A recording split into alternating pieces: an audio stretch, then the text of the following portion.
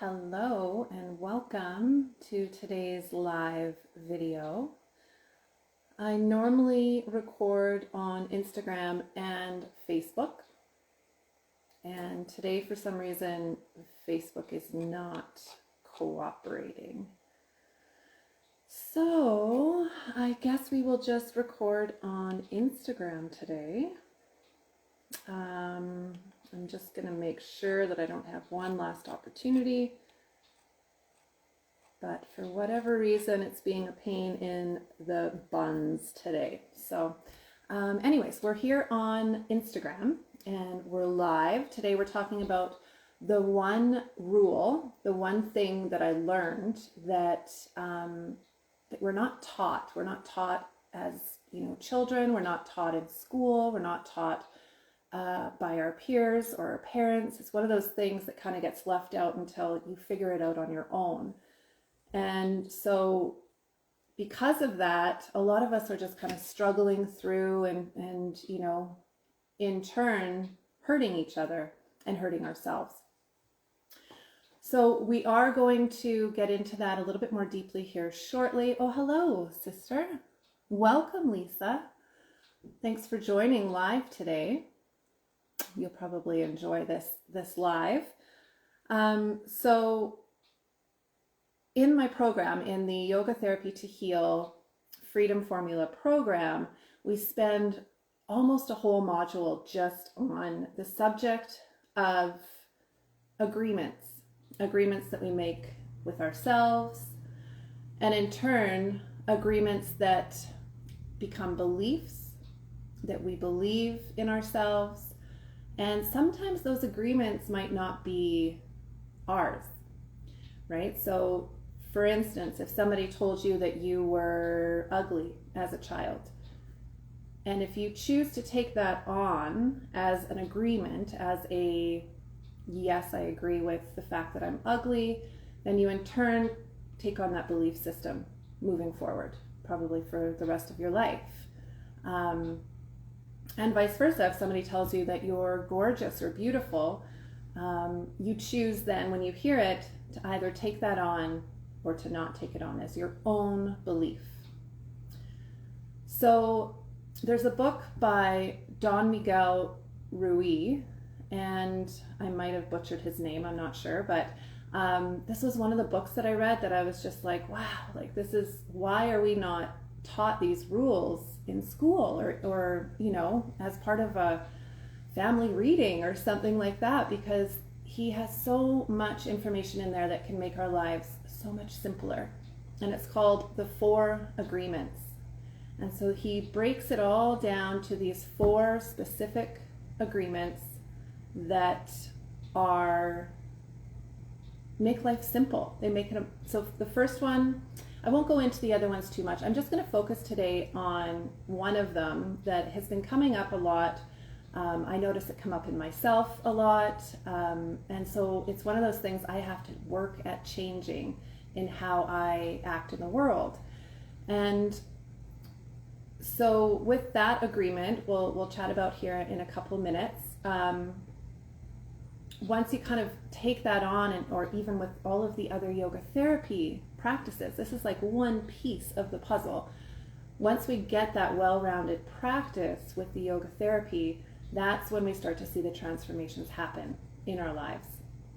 So I know from experience that struggling with pain, struggling with depression, struggling with anxiety, I had PTSD, I have childhood, some things from childhood, and then I also have acute PTSD because I was mugged and assaulted. So that really triggered a lot of my mental state to be frazzled, if you will.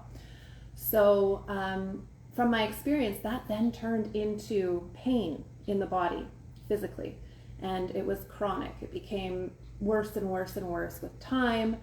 Whether I exercised, ate well, whatever I did, it didn't get better. If anything, it just kept getting worse. And so I knew there was something wrong, and you go to the doctor, they just want to tell you you have fibromyalgia, take this pill, and I just didn't agree. That was one of my agreements that I didn't want to take on that a pill was going to fix it. I knew that there had to be a root problem. And so once I found yoga, and especially yoga therapy, I was able to see these are the different aspects of myself that need to be looked at, that need to be educated or contemplated or considered. And through the asana, which is the poses on the mat, that's just one little piece of what yoga actually is. And through contemplation and self-study, through working with my mental state and journaling, different things like that, I was able to work through a lot of my agreements that I had made with myself and decide, sifting through them, which ones do I actually want to take on as my own, and which ones have I been carrying that I don't want, and I've let them in for whatever reason. So it was a really life-changing book, this book that I read, and I have it on audio, on Audible. So it's a downloadable book on Audible. You can order, and I highly recommend reading it. It's part of my recommended reading in the program as well. So yeah, and then I noticed things were starting to transform. I noticed I was letting go of pain, because pain can be in the form of tension or these things that we take on in negativity in our bodies, and they're not released, they're not expressed out of the physical body. And so that's the work of yoga therapy. So I do have other clients as well who have started this process. They've started looking at their limiting beliefs, is what we call them in the program. And so these are beliefs that people give you or put on you. And like the author says in the book, by doing that, by taking things personally, it's the most selfish act that a person can do. Because by taking things personally, we're essentially thinking that everything is about me. Everything you say, and I take that and then I take it to be personal to me, I'm making it about myself. But it's actually not about me. What you say is about you. And so that was a really kind of aha moment. I don't know if any of you guys are having aha moments watching today, but if you are, just write me in the chat. The title I put into the chat, I'll put it in, oh sorry, it's on the Facebook Live. It is The Four Agreements by Don, D-O-N, Miguel, M-I-G-U-E-L, Ruiz, R-U-I-Z, which I may be mispronouncing. So that is a book that it's not a long read, it's a very short read, but it has so much in it. It's just like, it can change your life. It changed mine. So do not take things personally, because nothing anybody else out there is doing is because of you. They choose how to act based on their baggage or their junk or their emotional state or physical state. And so whatever they're doing actually has nothing to do with you. Even if a man walked up to you on the street and said, "You're fat," would you take that on as being truth? You don't even know this man. What's going on for him that he needs to say that to you? And do you believe it? Because if you believe you're fat, then all he's done is hit a chord within yourself. And so if that hurts you in any way, then that's something that you need to look at as to whether you actually believe you're fat or not. But to take it personally and then fire back and have an argument or feed it anymore is simply causing all of this excess energy and negativity, when really this man's got his own issues and his own baggage that he's come up to you and shared that thought that went through his head about you. And you can choose in that moment to say, I'm not taking that personally, that's about him. And you almost become immune to this world of people walking around with baggage and hurtful things that they might say or do. So again, the number one rule that I've learned in my healing journey, and this applies with pain and chronic pain or PTSD or anything that's negative and you're holding in your body as dis-ease, would be don't take things personally. Let it be their stuff. And then you get to decide what you believe and what you don't. And so that's why I've dedicated almost an entire module to sifting through that, to working through that with you if you take the online program. So comment in the chat if you feel like this is kind of an aha moment, or if you feel like this is something maybe that you already learned. And if you did already learn it, how did you learn it? Or maybe you're just that type of person that knew it, but it's one of those things that we just don't seem to grasp in our society. And it causes a lot of unrest in people and this kind of negative back and forth energy. So let's turn that quickly to the idea of if somebody comes up and says to you on the street, you're the most gorgeous person I've ever seen. Then what happens if you take that on? Right? So you can choose. You can say, I want to take that one in. And that is a belief I'm going to work with and take on as my own. Or you might not believe it. And so then you think, oh, what's wrong with this person? Are they crazy? Or whatever you might think. So notice it in your life. Notice it where it's happening. And today, that's the takeaway. That's the lesson here, is to walk away and really notice when you're taking things personally, why you're bringing them in, what chords you might have struck. Thanks, Lisa, for sharing. I'm a sticks and stones type of person, but totally get what you're saying. Yes, so you kind of sticks and stones won't break my bones, and nerds will never, and words will never hurt me. I can't remember the rhyme. But people that are the closest to you can be the most harmful. Yes. And why would that be? People that are closest to us can be the most harmful. Because if we're taking, and names will never hurt me, thank you.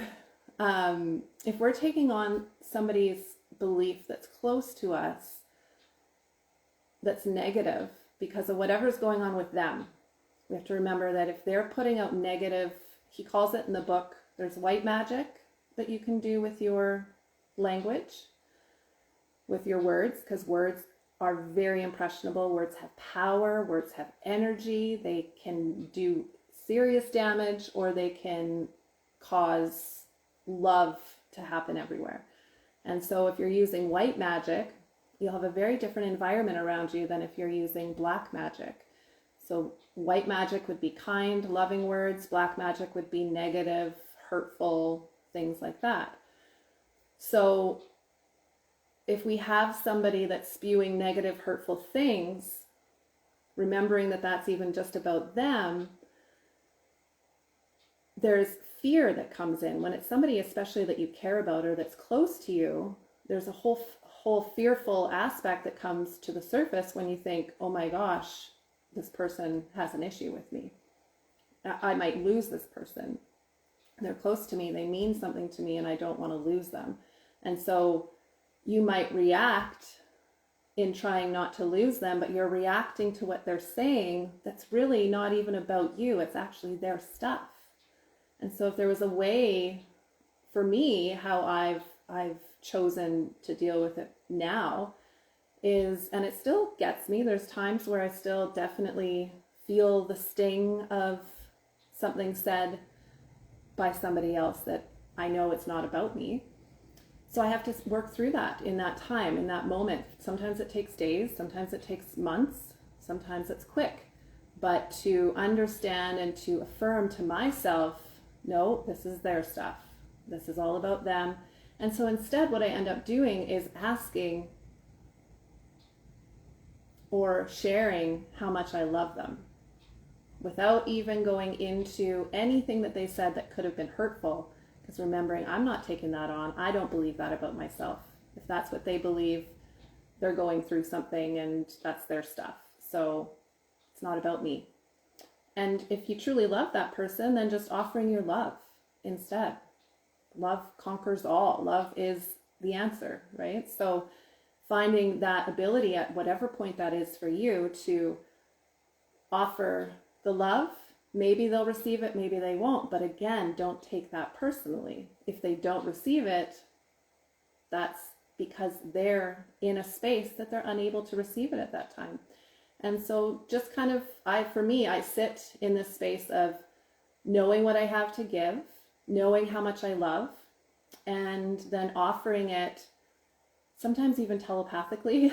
There's a couple meditations that we do through the program as well, and they're about loving kindness. And so you think of somebody that you know is struggling in the world, and during the meditation you send them affirmations of love and kindness, and so it's really powerful because it's still energy.